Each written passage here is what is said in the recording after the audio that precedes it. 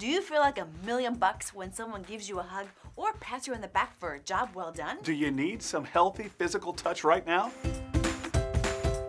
If we haven't met yet, we're Tammy and Gary Smith from Family with Purpose, and we have a lot in common. We both lead pretty busy lives and don't have a lot of extra money. And we all love free stuff. So we're going to give away the classic book by Gary Chapman called The 5 Love Languages this Thursday. In fact, we're giving away 5 books over 5 weeks. And we'll tell you how to get that book at the end of this video, so watch till the end. And here's a big bonus. Everyone who enters will get a free quick reference PDF on all 5 love languages with incredible ideas on how you can love your spouse or your kids or your parents or whoever really effectively. So with our limited budgets and not a lot of extra time, we have to intentionally carve out time to love on our kids and our spouses as effectively as possible. In other words, we have to intentionally show them that we love them. Yes. And we need to do that effectively, or try to. We need to make it count when we have the chance. In order to make our kids and each other feel loved,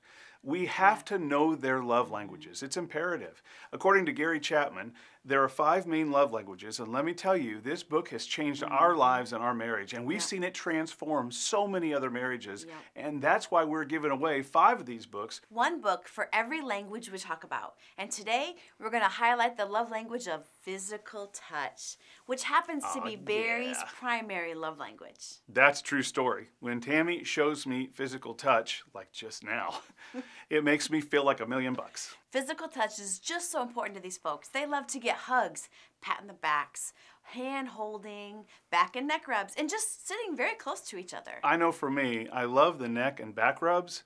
The cuddling part of it and the holding hands, not so much. It's not that I won't, it's just, it's not all physical touch that flips someone's trigger who has physical touch as their primary love language. It's the touching with love that can be the emotional lifeline to reach your spouse, especially if this is their primary language. But it's important to remember that your attitude is really important when you're showing physical touch. Yes.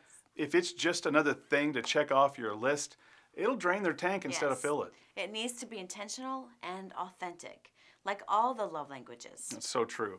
If you show physical touch with a bad attitude or you're rushing it, your intent will backfire for sure. Yeah, and what you intended to fill their love tank will actually drain it and make them feel bad. Quite possibly.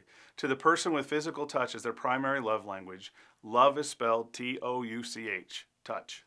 And when you touch them in a healthy way, they will definitely feel loved. This probably goes without saying, but touches that people aren't comfortable with, especially if it's a teenager, they should be avoided at all costs, at least for the time. If they don't respond well to your touch as a parent, it's okay to just move on and do something different at a different time. They still need to be touched in a healthy way, but just not that way. Yeah, it might be just a mood or a phase. For example, if your son or daughter may not want a hug before they leave for school, but you can, especially in front of the school, not give them a hug. Instead, you can pat them on the shoulder or pat them on the back and wish them a great day. Other healthy choices are cuddling, hand-holding, kissing, and sex, of course, and even reaching out and touching people as they walk by. Yes. Guys do that a lot. Barry, you do this one a lot with our kids. They walk past you while you're sitting on the couch in the living room, and you reach out to high-five them. Don't say a word, just a touch. Oh, yeah, and they always high-five you back. I can't remember a time when they haven't high-fived you back. Well, sometimes the girl in our house might have an attitude. She's blown me off once or twice, but not very often. Not bad. And when we're sick, and I'll put that out there, I'll go, ooh, and then we'll just do an elbow. So we don't want to pass on our sickness. So we're still touching. Other examples would be playing with their hair, rubbing their back or their feet, giving them a massage, sitting close to them on the sofa. Any kind of healthy touches that fills the hearts of people with physical touch as their primary love language. It's simply just being intentional in your timing and touches and doing them often. And something to remember to avoid is neglect. That's never good, but especially with our physical touch people. They'll start to feel that we don't want to be with them and don't love them, and that our lack of touch is a lack of love. The other pitfall we need to avoid with everyone, especially with our physical touch people, is abuse of any kind, especially physical abuse. What they need to feel loved is healthy touch. And when they're physically abused, it can be catastrophically dangerous. The key to remember is this: look for ways to give healthy touches to the people we love and do it often. When you're sitting in a church or in a movie, grab their hand or rub their neck. When you're married, initiate sex. Whatever it is, be intentional. So if you have a physical touch person in your life, a person who feels loved when people touch them, be sure to brainstorm a few ways that you can touch them in a way that really speaks to them. To them, remember, love is spelled Touch. Touch. So there you go. Don't procrastinate anymore. Go think of a few ways that you can offer touch to that person that you love. And Tammy, I know how you can later on. Thanks, babe. We Says also every husband in America. That's true.